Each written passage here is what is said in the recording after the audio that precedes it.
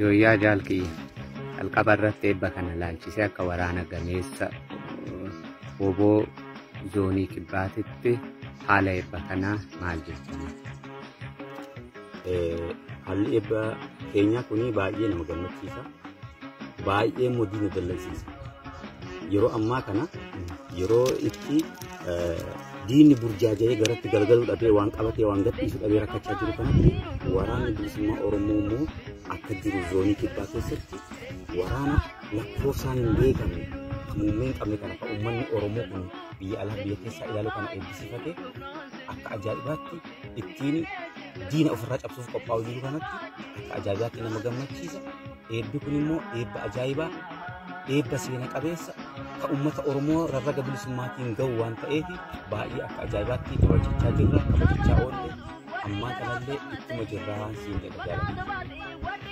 Ole galatoomii mee maqaa kee eenyu jedhee too adeemu maalinnaan uummanni Oromoo yeroo hedduu waa'ee kee yeroo haasa'u sooshaal miidiyaa adda addaa irratti abaluu jedhanii suura kee faffacaasaa jiru. Kaan akka diinummaatti haa ta'u akka firummaatti haa ta'u maqaa kee karaa adda addaatiin kaasaa jiru waan ta'eef ofuma keetiin of ibsine.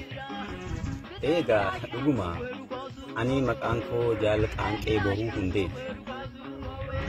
Ani Jaal Qaanqee Boruu Hundee waraana bilisummaa Oromoo zoonii kibbaati. Dhaloonni koo giddu galeessa. Kanaaf iyyuu ani maqaan koo akkuma sitti Jaal Qaanqee Boruuti. Maqaa nama dhibiilee bakka bu'u, bifti koollee adda nama dhibii bakka bu'uu hin danda'u. Yeroo baay'ee immoo firoota haa ta'uu hin beeku, diinota haa ta'uu hin beeku. Maqaa kiyyatti nama dhibiitti fayyadamanii jijjiiraniitu kaan suuraa koo ol galagalchee, kaan immoo gadi galagalchee, kaan immoo akka dhibii godhee kaasaa jira. Kanaaf ani waraana bilisummaa Oromoo zoonii kibbaati woboodha malee ajajaa waraana bilisummaa Oromoo miti. Maaliif namni iddoo dogongoraa jiru? Diinota itti fayyadamaa ta'u, deeggartootuma keenyallee haa ta'u, dogongoraanii yeroo baay'eetu maqaa koo maqaa nama dhibii godhanii poostaa jiru. Kanaaf warra kanaaf dhaamsa dhaamuu qaba. Maaliif hin dogongoriina? Jaal Qaanqee Boruu jechuun naa. Jaal Qaanqee Boruun waraana bilisummaa Oromooti malee ajajaa waraana bilisummaa Oromoo miti. Irra guddaa namni ajajaa jedhee na fudhachaa jiru. Ani woboodha waraana bilisummaa Oromooti malee ajajaa waraana bilisummaa Oromoo miti. Kanaaf iyyuu warrootiin nama dhibiitti na qoratanii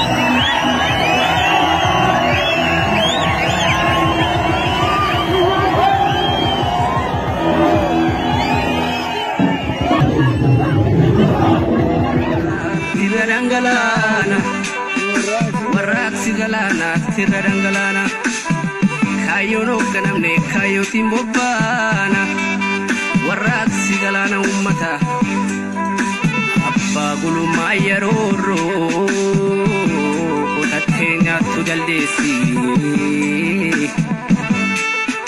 ajjeesaa firri jibbu jaalakoo ajjeesaa firri jibbu jaalakoo tija keessan hin baattu dabeessi